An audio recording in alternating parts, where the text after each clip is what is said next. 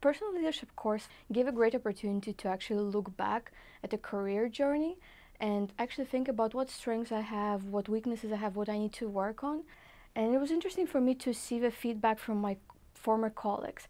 In my former company, I got great feedback. You know, the client loves you, here's your goals for next year.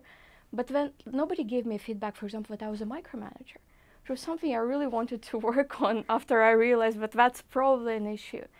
And first thing I did when I realized that this was probably the core thing I wanted to try and work on in the next 2 years, I spoke with Professor Aude, and I didn't know how to begin with it. Like, what do I do? Do I take another leadership task? Do I not? What do I actually do? And Professor Aude helped me think through what I'm gonna do, you know, in the next year at least to work on it. And first thing I did actually was a first year project.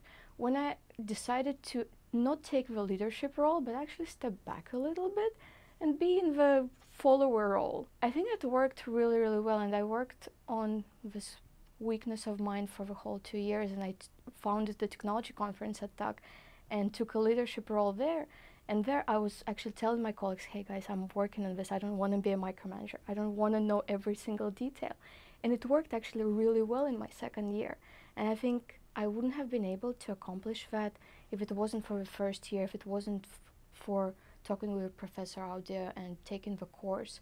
TUC opened a whole new dimension to me about who am I as a leader. Because before that, I was focused on doing my job. I was focused on task. I did great at that. But I never thought actually to ask my colleagues, to ask my managers and people who are below me as well, how am I doing with you? Am I personal enough? Am I assertive enough? Am I patient enough with you? Am I listening to you? And that's something I think I want to take away, and I want to go beyond what we do in regular yearly reviews at work, right? And actually start asking people these questions. I don't think I was comfortable or even thought about it before TUC.